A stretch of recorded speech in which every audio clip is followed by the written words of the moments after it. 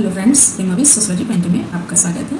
आज से पीजीटी समाजशास्त्र के लिए मैं बहुत ही सोशोलॉजी के मोस्ट इंपॉर्टेंट एमसीक्यूज लेकर आई हूँ, जो कि एग्जाम के पर्पज़ से बहुत ही इंपॉर्टेंट है। यानी कि ये जो भी एमसीक्यूज हैं, वो भी क्वेश्चंस हैं, वो बहुत ही इंपॉर्टेंट हैं और बहुत ही इंपॉर्टेंट क्वेश्चंस का कलेक्शन है। तो मुझे 100% उम्मीद है कि इससे ज़रूर एग्ज़ाम में क्वेश्चन पूछे जाएंगे। तो चलिए हम देर न करते हुए स्टार्ट करते हैं और आगे बढ़ते हैं। आगे बढ़ने से पहले आप मेरे चैनल को लाइक करें, शेयर करें, सब्सक्राइब करें। आप लोग अगर चैनल को सब्सक्राइब करेंगे तो मुझे बहुत ही अच्छा मोटिवेशन मिलेगा और मैं आप लोगों के लिए इसी तरह से अपने प्रयास जारी रखूँगी। तो चलिए हम पहले क्वेश्चन पर चलते हैं कि निम्नलिखित समाजशास्त्रियों में से हिस्ट्री ऑफ ह्यूमन मैरिज नामक पुस्तक के लेखक कौन है। बहुत ही इम्पॉर्टेंट क्वेश्चन है, ज़्यादातर पूछे जाने वाला क्वेश्चन है ये। तो ऑप्शन दिए हुए हैं बोगार्डस, वेस्टरमार्क, गिलिन एवं गिलिन और के.एम. कपाड़िया। तो इसमें जो ऑप्शन सही होगा, हिस्ट्री ऑफ ह्यूमन मैरिज के जो राइटर हैं, यानी पुस्तक के लेखक हैं, वो कौन है? वेस्टरमार्क है। ऑप्शन इसका बी सही है। अगर हम नेक्स्ट क्वेश्चन की बात करें, आणविक परिवार तथा गृहस्थ परिवार का विभाजन किसने किया है। बहुत ही इंपॉर्टेंट है और ये क्वेश्चन नेट के एग्जाम में भी कई बार पूछा गया है। तो पीजीटी के एग्जाम में भी आने की पूरी संभावना है कि आणविक परिवार तथा गृहस्थ परिवार का विभाजन किसने किया है। ऑप्शन है जिमरमैन, बर्गेस एवं लॉन्ग और जीपी मर्डॉक और कार्ल मार्क्स। तो इनमें से किसने किया? तो ऑप्शन इसका जो सही है वो है ए, जिमरमैन के द्वारा आणविक परिवार तथा गृहस्थ परिवार का विभाजन किया गया है। नेक्स्ट क्वेश्चन की तरफ अगर हम बढ़ें तो समाज ही वास्तविक देवता है, ये कथन किसके द्वारा कहा गया है कि समाज ही वास्तविक देवता है।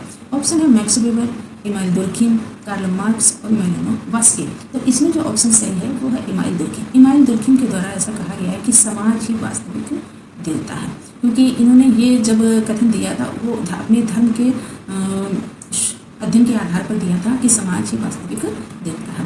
निम्नलिखित में से जब इन्होंने टोटमवाद का अध्ययन किया था इमाइल दुर्खिम ने, तो उस आधार पर इन्होंने ये कथन दिया था कि समाज ही वास्तविक देवता है। निम्नलिखित में कौन सी सामाजिक समस्या पारिवारिक से संबंधित नहीं है, यानी परिवार से संबंधित कौन सी समस्या इसमें पूछा गया है कि नहीं है। ऑप्शन है पारिवारिक विघटन, पृथक्करण, आतंकवाद, विवाह विच्छेद। तो ये तो क्वेश्चन इजी है। तो आतंकवाद क्या है? ये टेररिज्म है, जो कि हमारी सीमा पर जब किसी दूसरे देश से अटैक किया जाता है या कुछ घुसपैठी आ जाते हैं और हमारे देश में आतंकवाद फैलाते हैं, आतंक को गलत गतिविधियाँ करते हैं, तो उससे संबंधित है। तो ऑप्शन इसमें सी सही है। अब हम नेक्स्ट क्वेश्चन नंबर 5 की बात करें। एक माँ अपने बच्चे को चाटा मारती है, यह किस प्रकार की क्रिया है? तो ये क्रिया किस प्रकार की? विवेकपूर्ण जोकर्सन है प्रक्रिया, या फिर मूल्यांकनात्मक यानी वर्स्टन है, या फिर ए और बी दोनों है, या फिर भावनात्मक इफेक्चुअल है ये। तो इसमें कौन सी प्रक्रिया है ये? तो इसमें जो होगी, एक माँ अपने बच्चे को चाटा जब मारती है तो वो भावना में आकर मारती है कि तुमने ऐसा गलत क्यों किया, तुम्हें ऐसा नहीं करना चाहिए था, इससे तुम्हें नुकसान हो सकता था। तो ये क्या है? एक भावना यानी एफेक्चुअल है। ऑप्शन इसका जो सही होगा वो डी सही होगा। नेक्स्ट क्वेश्चन है कि हिंदू विवाह जिसमें पुत्री किसी पुरोहित को भेंट की जाती है, तो कहलाता है क्या? कहलाता है जिसमें ऐसा हिंदू विवाह जिसमें अपनी पुत्री को जो है पुरोहित को भेंट कर देता है, वो भेंट कर दिया जाता है। तो ऐसा कौन सा विवाह है? ब्रह्म विवाह है, देव विवाह है, अशुभ विवाह है या आर्ष विवाह है? तो इसमें जो ऑप्शन सही होगा वो देव विवाह है। एक ऋषि अपनी पुत्री को किसी पुरोहित को भेंट कर देता है और साथ में एक गाय को भी दान करता है अपनी पुत्री के साथ में। फिर नेक्स्ट क्वेश्चन है कि मुताह विवाह प्रचलित है, तो मुताह विवाह किसमें प्रचलित है? मुताह विवाह किसमें प्रचलित है? अशरफ मुसलमानों में, सुन्नी मुसलमानों में, शिया मुसलमानों में या सुन्नी और शिया दोनों में? तो इसमें जो ऑप्शन सही होगा वो शिया मुसलमानों में होगा। जो मुताह विवाह का प्रचलन है वो शिया मुसलमानों में है। नेक्स्ट क्वेश्चन की तरफ बढ़ते हैं। नेक्स्ट क्वेश्चन है कि नगरीकरण की प्रमुख समस्या है, नगरीकरण की प्रमुख समस्या क्या है? तो इसमें इसी का पता करना है कि आवास और गंदी बस्तियाँ, भीड़ भाड़ और निर्व्यक्तिकरण और पानी आपूर्ति और जल निकास, या फिर इनमें से सभी। तो इनमें से अगर हम बात करें तो जो नगरीकरण की प्रमुख समस्या पूछा गया, कौन सी समस्या पूछी गई? ऐसी समस्याएं तो ये सभी हैं। इसमें ज़्यादातर बच्चे क्या करेंगे? इसमें ज़्यादातर बच्चे ये करेंगे कि इनमें से सभी लगा दें, लेकिन प्रमुख समस्या पूछी गई है तो इसमें क्या होगा? आवास और गंदी बस्तियाँ, यानी कि इसमें जो ऑप्शन ए है वो सही होगा। नेक्स्ट क्वेश्चन है कि जब किसी समाज में आधुनिक मूल्यों का प्रवेश होता है तब हम उसे आधुनिकीकरण कहते हैं, यह कथन है। तो ये कथन किसके द्वारा दिया गया है कि जब किसी समाज में आधुनिक मूल्यों का प्रवेश होता है? तब हम उसे आधुनिकीकरण कहते हैं। ऑप्शन है कि एम श्रीनिवास का है, प्रोफेसर योगेंद्र सिंह का है, AR देसाई का है या गुनहर मिर्डल का है। तो अगर हम बात करें तो आधुनिकीकरण से संबंधित जो भी ज़्यादातर अगर अपना कार्य किया है वो योगेंद्र सिंह के द्वारा किया गया है। तो ये जो डिफिनेशन है वो किसकी है? योगेंद्र सिंह की है। ऑप्शन इसका बी सही है। नेक्स्ट क्वेश्चन की बात करें तो भारतीय संविधान 73वां संशोधन, भारतीय संविधान 73वां संशोधन अधिनियम 1992 का संबंध है। तो किससे संबंध है ये पूछा गया है कि 73वां संशोधन अधिनियम 1992 का संबंध किससे है? शिक्षा के विकास से है या फिर दहेज निरोधक अधिनियम से है या पंचायती राज से है या फिर ग्रामीण आधारभूत संरचना से है।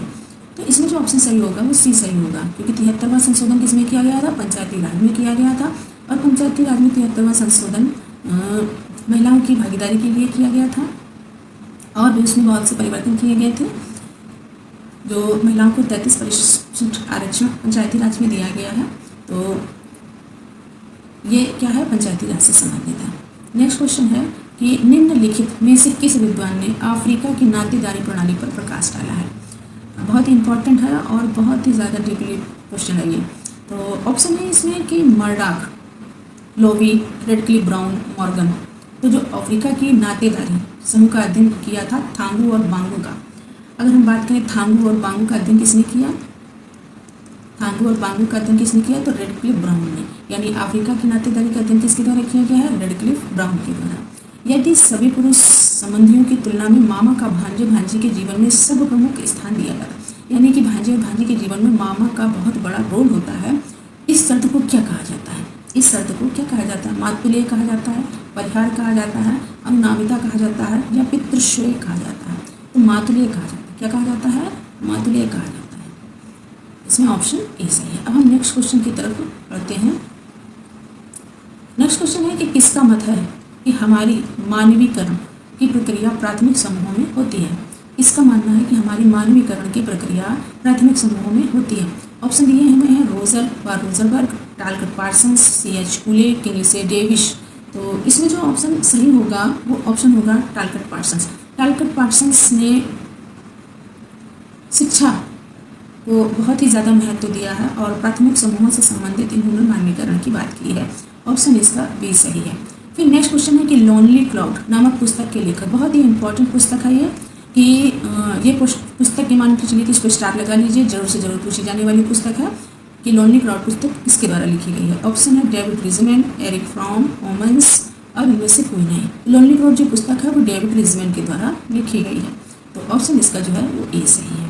नेक्स्ट क्वेश्चन की बात करें तो क्षेत्रीय समूह हितों के प्रति चेतन समूह, निश्चित संगठन वाले समूह और अनिश्चित संगठन वाले समूह, ये वर्गीकरण दिया है तो किसके द्वारा दिया गया कि क्षेत्रीय समूह हितों के प्रति चेतन समूह, निश्चित संगठन वाले समूह और अनिश्चित संगठन वाले समूह, ये वर्गीकरण किसके द्वारा दिया गया? ऑप्शन है मैकइवर एवं पेज, किंगसे डेविस, RK मॉर्टन और बीर स्ट्रीट। तो इसमें अगर हम बात करें तो इसमें जो ऑप्शन सही होगा वो ए होगा। इन्होंने जो है तो अगर समूह का डिवाइडेशन किया है, यानी कि समूहों का जो वर्गीकरण किया है उसमें इन्होंने एक पहला चेतन बताया है, दूसरा इन्होंने ये निश्चित संगठन वाले बताया है, यानी कि एक ये और एक अनिश्चित संगठन वाले समूह। तो जो कि एक निश्चित संगठन वाले होते हैं जो उनका एक ही उद्देश्य यानी लक्ष्य होता है, और अनिश्चित संगठन वाले होते हैं जैसे कि भीड़ है और इनसे संबंधित उन्होंने जो क्षेत्रीय समूह हितों के अध्ययन की प्रति चेतन समूहों का अध्ययन की बात की है। ऑप्शन इसका ए सही है। नेक्स्ट क्वेश्चन की बात करें तो सामाजिक परिवर्तन मुख्य रूप से समाज के किस पक्ष को प्रभावित करता है? सामाजिक परिवर्तन मुख्य रूप से समाज के किस पक्ष को प्रभावित करता है? ऑप्शन है समूह के व्यवहार को, सामाजिक संरचना को, सांस्कृतिक विशेषताओं को और इनमें से तीनों पक्षों को। अगर हम बात करें तो इसमें जो ऑप्शन है इनमें से तीनों पक्षों, तो ये ऑप्शन सही नहीं माना जाएगा। इसमें पूछा जा रहा है कि सामाजिक परिवर्तन मुख्य रूप से वैसे परिवर्तन सभी में होता है, लेकिन जो मुख्य रूप से होता है तो पहले किसमें परिवर्तन होता है? सबसे पहले होता है सामाजिक संरचना में परिवर्तन आता है, उसके बाद उसके अन्य प्रतिभागों में परिवर्तन आता है, जैसे कि मनुष्य के व्यवहार में, उसकी संस्कृति में, उसकी आर्थिकी में। तो इस तरीके से सबसे पहले उसकी सामाजिक संरचना में परिवर्तन होता है। नेक्स्ट क्वेश्चन, तो इसमें जो ऑप्शन सही होगा वो कौन सा ऑप्शन सही होगा? इसमें बी ऑप्शन सही होगा। नेक्स्ट क्वेश्चन की अगर हम बात करें तो 1905 में किसने 38 सामाजिक प्रक्रियाओं की सूची तैयार की? बहुत ही इंपॉर्टेंट क्वेश्चन है वेरी मच इम्पॉर्टेंट क्वेश्चन है, बिल्कुल एग्जाम में डायरेक्ट पूछा जाने वाला क्वेश्चन है ये। तो ऑप्शन दिया हुआ है रॉस ने, गिलेन एवं गिलुम ने, पार्क एवं बर्गेस ने और मैकइवर एवं पेज ने। इसमें जो ऑप्शन सही होगा वो रॉस होगा, A.M. रॉस। इन्होंने 1905 में 38 सामाजिक प्रक्रियाओं की सूची तैयार की थी। नेक्स्ट क्वेश्चन है कि the function of social conflict नामक पुस्तक किस विद्वान के द्वारा रचित है। तो ये क्वेश्चन भी, ये पुस्तक भी इम्पॉर्टेंट है, अक्सर पूछ भी जाती है, लेकिन जब कभी कभी बैक में मतलब यानी कि हमारे जो प्राथमिक समाजशास्त्री रहे हैं, जो मूल समाजशास्त्री रहे हैं, या यूँ कह लें कि समाजशास्त्र की जिन्होंने जिन समाजशास्त्रियों के द्वारा नींव डाली गई, वहाँ से अगर क्वेश्चन पुटअप किए जाते हैं तो ये जो बुक्स हैं उनसे संबंधित जरूर पूछी जाती हैं, जैसे कि मार्क्स हैं, दुर्खीम हैं, अगस्ट कॉम्ट हैं, स्पेंसर हैं, पार्सन्स हैं, मर्टन हैं, तो इनसे संबंधित इनकी पुस्तकें जरूर पूछी जाती हैं। तो इसमें ऑप्शन दिया हुआ है Lewis Coser, George Simmel, Karl Marx और डैमडार्फ। तो इसमें जो ऑप्शन सही होगा वो ऑप्शन होगा लेविस कोजर के द्वारा ये पुस्तक दी गई है, the function of social conflict. Next question की बात करें कि प्रतियोगिता सदैव नैतिक नियमों से बंधी रहती है जबकि संघर्ष में ऐसी कोई विशेषता नहीं होती है। यह परिभाषा किस समाजशास्त्री ने दी है। तो ये बहुत ही इंपॉर्टेंट डेफिनेशन है, इसके द्वारा दी गई है। प्रतियोगिता सदैव नैतिक नियमों से बंधी रहती है जबकि संघर्ष में ऐसी कोई विशेषता नहीं होती है। ऑप्शन है ग्रीन, कोजर, सिमेल और र्यूटजर। तो इसमें जो ऑप्शन सही होगा वो होगा ग्रीन। ग्रीन के द्वारा ऐसा कहा गया है, प्रतियोगिता सदैव नैतिक नियमों से बंधी रहती है जबकि संघर्ष में ऐसी कोई विशेषता नहीं होती है। नेक्स्ट क्वेश्चन है, इसमें क्या करना है कि सूची फर्स्ट और सूची सेकंड का मिलान करना है।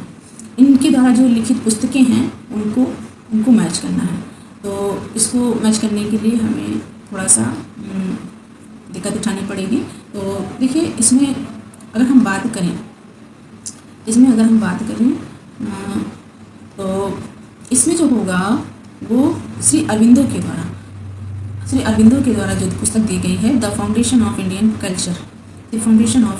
कल्चर। फिर अगर हम बात करें तो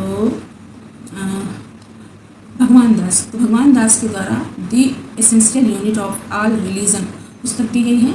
और फिर उसके बाद अगर हम M.K. गांधी की बात करें, M.K. गांधी के द्वारा माई एक्सपेरिमेंट विथ ट्रूथ, बहुत ही फेमस पुस्तक इनकी रही है, ये दी गई है।